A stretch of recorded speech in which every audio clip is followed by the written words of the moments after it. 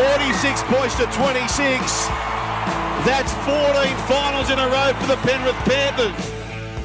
14 in a row, Brian. If they get the Sweet 16, that's 5 premierships. Oh, it is just unbelievable. Unbelievable. Now, there hasn't been anyone in history who, after pretty much halfway through the year they're running last, has anyone done this? I know the Broncos. No, I couldn't imagine so. Broncos 99 lost their first 10, maybe. First 10? Pretty much, yeah. Oh, well, that'd be last. Yeah, but they didn't win. Oh, right. They didn't go on to win the comp. No, I'm saying to win the comp. Most points in a half in a final. 36 points in the first half. Since ever.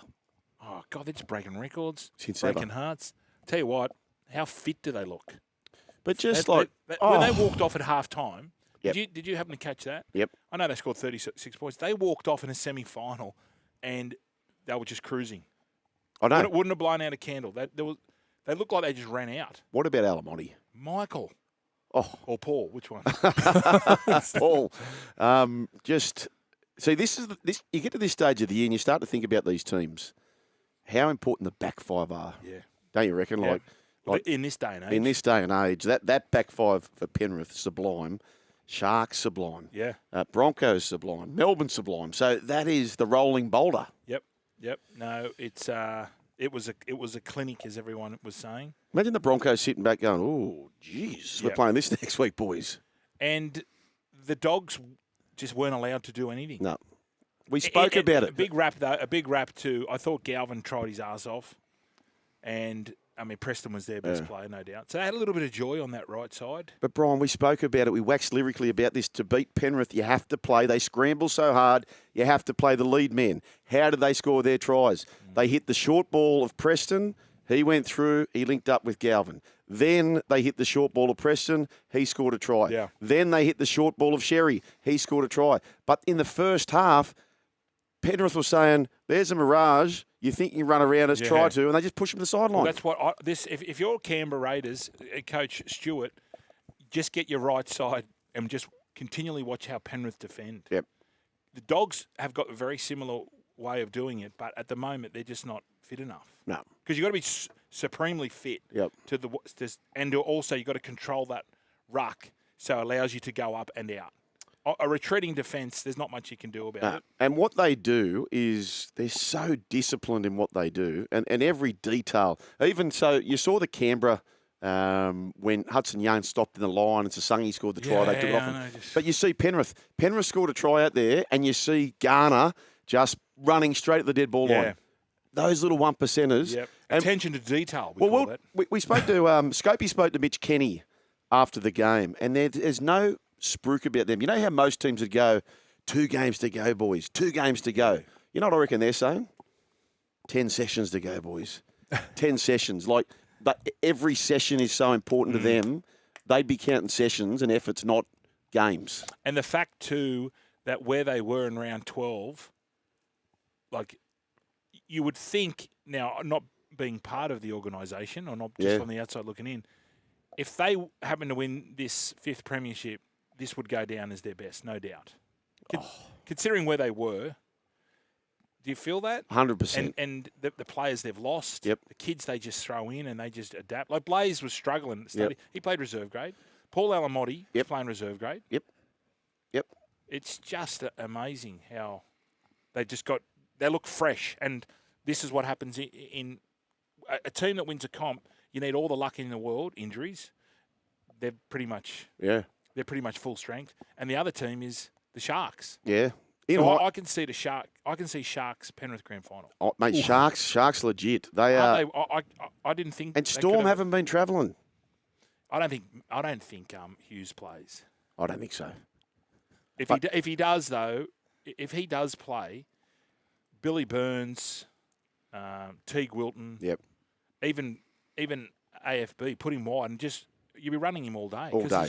Not only his arm, it's his shoulder. And he's hurt it on the inside shoulder. Because he didn't want to get close. So they're going to be, and they've got great hole runners. That's what I'm saying. Yeah. I think you would probably go with a fit Pezzett. Mate, they are super confident. And I was hearing before Canberra, they were so confident. Yeah. And the scoreline showed it. Mate, they are legit. They are absolutely legit. Good luck getting down there, Sharks fans. Like, it's the day before the AFL Grand Final. Good luck getting a flight down to to Melbourne. Road trip. Yeah. Likewise for Brisbane. Like that was the thing that I think the Panthers can. They went into a hostile environment, 58, 59,000, 90%. You'd say, Shug, you were out there, Oh, yeah. and then go up and just silence them with that huge first half. Yep. You know, and the Bulldogs did crack them a few times in the second half, but you feel there's probably a bit of preservation. You know, they've done all the damage in the first half, but going up to Brisbane, same sort of thing. They're probably going to see another 90, 95% Broncos fans in the crowd there, 50-odd thousand. They've done it just last week. Yep. Broncos watching that first half after the second half that they had to go through in that grand final. Yeah. Imagine them going, oh, what is doing? Oh, mate, watch Pepe. This team. Honestly, and boys, they say one of the great indicators of a victory, one of the most aligned metrics towards a victory is run meters. The back three for Penrith, so Alamotti and To'o combined for 502. Yeah. Dylan Edwards had over 200. So there's 700 just from your back three. And what was the total match? Oh, I'll grab that. They say if you get 1,800, you're almost certainly winning. I'll find that out for you, Brian. But just as I look that up, let's go to Ivan Cleary. He spoke about the performance of the back three. Yeah. Obviously pretty happy with that one. It's a tough call, and he certainly backed it up. So, yeah, Paul was outstanding today. Like, I've seen Bizza play some good games, but like he didn't get much better than today. Like when you got guys like that getting out of the backfield, Dylan Edwards is back to his best as well. Just makes life so much easier for the rest of us. Again, against the best defensive team who are known for their pressure. I thought those guys really helped us today. 1,791 run metres to 1,481, so clear 300, but 700 of those from the back three. Now, he talks about Brian To'o. I'm convinced he's trimmed down. He's flying, and he's a unicorn because he's not the fastest player in the comp, not the most athletic, not the tallest. But he scores. But he scores, and he runs for days. And I love him as, like, my pet hate of wingers is when they fly in to allow an overlap. And so Kiraz did it a couple of times. Did you see? Well, one, he took an intercept. Yep. And the other one, which was more tactically, just waited for Casey McLean to slide and then put him out into touch. It's the way they do it. So what they call that double D, Scopey was talking about in the call, right? So you're doubling D on both players. Basketball, right. And he made them pass it, made the tackle. And then so when they made the line break at the end of the game, I'm thinking about Scope talking about this double D, how he's marking two blokes. Who's he going to actually take? He took the intercept. Now, I said this before with Stevie Crichton. I was saying, did he play basketball as a kid? And everyone said yes. Maybe To'o does it as well because it looks like they're spatial awareness and they're defending like basketballers. Yeah, okay. This might be a question for Brooks. Maybe Brooks could be a consultant. He could be a defensive consultant For your basketball, you like your b-ball. Nathan Cleary, what a day out! 18 points. He missed one goal, but geez, he was razor sharp. He was very good at trying. 7 goals. Minor concerns for the Panthers, but they're sort of playing it off as if they're okay. Liam Martin, shoulder concern, rib concern. Casey McLean off in the second half with a cork. So we'll see how they go for the poor old Bulldogs, like the Canberra Raiders, out in straight sets. I tell you what, Brian, they missed their captain, Stephen Crichton. Now, there's very few players, and including all captains, who have a presence about them. I told you the story how once upon a time, Tony Ray knew that Jim Dimmick was not going to play in the match. But Jim Dimmick and him had basically told everyone he was fine to go. So when we were in the sheds before the game, everyone looked around and we could see Jimmy in the sheds. In hindsight, it's easy to say hindsight and you're burning a player, but geez, I would have been tempted to go, hey, Critter, just put your jersey on, say you're playing. It's a bit like when Paddy Richards told the group he was playing. Yeah. He did play, obviously, but it just lifted him enormously. If you're about to play a game and you look around and Stephen Crichton's there, good to go. Wouldn't last in this day and age. You don't reckon? Players leak. We're sivers. Yeah, okay. Back then. I think there's something to it, though. Sivers. Yeah. Yeah, Petro Sivers. I don't think even if Critter was playing, he wasn't stopping that. He was not stopping that. Yeah, but I reckon if Sherry was forced to the wing, maybe their back three's got a bit more. So Connor Tracy's not a big guy. Rinakama's not big. That was tough going for them out the backfield. It was tough going. They started off like a house on fire. At least one good thing now, we know that Galvin's a bona fide 6. Bona fide 6. So I wonder if they're going to think, righto, Mitch Woods. 100%. We're going. Yeah. 20-year-old. Of course. Yeah, but Galvin's 19. Galvin's not been 19 for 3 years. We do this with our players. But, mate, Mitch Woods has done everything that Galvin's done at the same age. Yeah. So he'll be the 7. He'll be the 7 starting next year. It'll be him and Galvin. And, and one good thing, too, they got Leo Thompson coming. Yep. That's what's... I mean, it was very evident that they had no punch. That's right. That's right. So evident. Tilly was the one who had to lead them away. King, of course, as well. Cameron Ciraldo, though, he was obviously pressed after the game on would he change anything and any learnings from the season? No, I wouldn't change a thing. This is all part of the journey. There's been some tough times this year. Our guys have had to deal with a lot more scrutiny than probably some other places, and the way they've stuck together and handled it and just kept building a really strong culture. I'm just incredibly proud. Our season was weird. We were coming first, but we'd had a couple of buys there that helped us sit in that position. We played a lot of top quality opposition in the second half of the year. This is the first year our club's had to go through origin period with a lot of players involved in a long time. So that's another sort of part of our learning. And then we had injuries at different times, which didn't help us as well. I know you sort of know what the headlines will be, but internally we're really clear on how this season panned out, what was good, what we need to do better, and today's a massive lesson in that as well. Brian Fletcher. Yeah. Has this conversation happened? Hello, Jacob. It's Kevy here. You better keep yourself fit, son, just in case. Yes, he would be. He was unbelievable. Yep. Wasn't he? He'll be.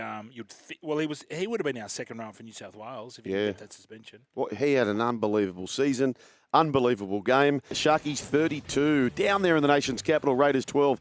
So heartbreak for the Raiders. Back-to-back games at home. Back-to-back defeats. Tata, Tatiana, West and Webb heartbroken. What a season they've had. But boys, and this has now been well documented. The last team to go out in straight sets was 2009, the Dragons.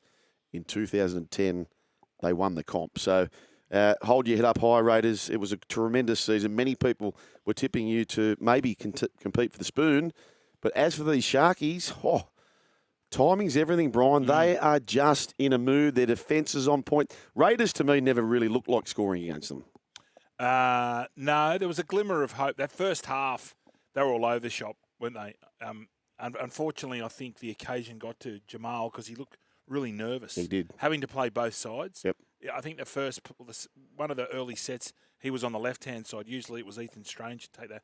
It went to the ground. The ball went to ground. They sort of were just, they didn't have much going on, and it was Big Red who just did it all himself. You felt that Cronulla have only got to just hold them out, and once they get up the end, they'll. And in the end, it was the fatigue from the previous game that sort of took it out of him. Tell you what, Nico Hines' goal kicking's improved massively over the last couple of years, hasn't it? Yeah. He's just kicking everything particularly on that left-hand side. He favours that right hook. Well done to Nico. Braden Trindle had a blinder. His kicking game was sublime. He's one of the players of the finals so far. Would you say that? Yeah. He's one of those. So they've taken down top 8 teams in the past 3 weeks. Bulldogs, Roosters and Raiders conceding a combined 28 points in those games, so less than 10 points a game. Which is what they've been averaging since round 19 when they've gone on a run. As I said earlier, they're very similar to Penrith. They're basically full strength. Yep. I know the Sharks are missing Cam McGuinness, but Cole Hoon's he's a player. He's a player. Billy Burns, Teague Wilton. Sifa Talakai coming off the bench. Holy dooly. I mentioned this last week. I was talking to an insider at the NRL who used to work there. Name names. I can't. Well, okay, but they would know. He or she? It's a he. And what area of the NRL? I can't reveal. It was quite a decent area. Anyway, we love decent areas. The said person said to me, the Broncos get all the favours. Yep. Right. They get the easiest run of all the teams. When you say easiest, I don't know why. This is what the person said to me. Like, it's a lot of stuff that we would not be aware of. I don't know. Well, I know what why, because of ratings. The reason why they play I don't know. at Suncorp on a Thursday and Friday is purely for.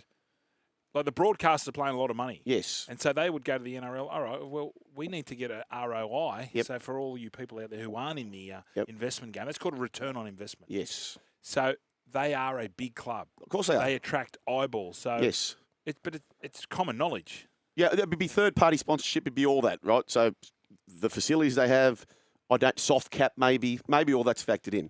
But apparently the Sharks are the least favoured resourced club in the comp. And I went through this. If we had the old-fashioned club championship, you've got the NRL side through to a prelim. The New South Wales Cup side ran fourth. You had the NRLW side is through to a prelim. The Harvey Norman side, which is the equivalent reserve grade, they're in a grand final. They are the little engine that could. Yeah, no, it is. It's amazing what they've achieved. Yeah, no, that's put down to the coaching staff. They've obviously got them ready. Not one state of origin player in their NRL side. Which would help them. Maybe helps. Craig Fitzgibbon, he's certainly helping their cause there. Here's what he had to say about his star halves. Did you always know that that was going to take time to click, that it's sort of feeling like it's combining right at the right time? Did you always know that that was sort of coming and building? Oh, I was hoping so. We're getting pretty deep into a combo there, but no, they've let's be straight. We've eaten it under pressure like for a while, and I felt like those boys were the two that were always going to get together and get it going. And at the moment they are, but we're not done yet. Like we haven't achieved anything yet. He deserves some credit for that because it doesn't get much. He's had a strong season, but in 1 week it's tricky and the other week it's Nico, but it's just pleasing to see both of them play well together. That's the most important thing for us, and they're actually not worried about it, the pair of them. They're just like, whatever the team needs is whatever the team needs, and some weeks Nico will shine and Tricky won't, and Tricky will shine some weeks, so it's good to see them playing together. They will not lie down, this team. It's going to be a massive week 3 of the finals. You can catch all the action live on SEN. Let's talk about this marquee player, though, Addin Fonua-Blake. Is he enough to shift the dial, to make them get to a premiership? He's played every game for the Sharks this season. Huge again in the middle for the Sharks. I'll tell you the big one. So on the weekend, huge stats again. 66 minutes, 156 metres, 65 post-contact metres, 36 tackles. He's the only player in the game who averages over 70 post-contact metres a game. He's got 300 or 400 metres this year of post-contact metres than the next player. Yeah, he is dynamite. And it's no coincidence that when they've gone on this run, he's been playing more and more minutes. Yep. So 66 minutes is a fair bit for a front rower. Massive. Yeah. I've got an ideas committee, Brian. Oh, here we go. Sit back, everyone. Pull over. Shift to the right-hand side or shift to the left, take your pick. Imagine shifting him out into the centres for a play. Honestly, who would tackle him there? Yeah, he doesn't have to go to the centres. But just wider. Yeah. He ran the ball wider once and he was so close to scoring. Like, most of his charges are running into 3 or 4 players. We had Coach Andrew Webster on, who obviously had coached him before, and we said, how are you going to handle Addin Fonua-Blake? And he said, I've said to my boys, you have to go in twos. Like, you have to go in twos. So, therefore, if you can get him out wider one-on-one, who is honestly going to stop him? Yeah, no one. We call that the Noah defence. The Noah? Yeah, as in Noah's Ark. Noah's Ark, the shark. 2x2. Double team. Okay. Well, Payne Haas does it. Payne Haas gets a little bit, when they come in a good ball, he goes a little bit wider. Go wider. So why not Addin Fonua-Blake? Why not? Craig Fitzgibbon, though, he had this to say about Addin Fonua-Blake, who's adding to the Sharks.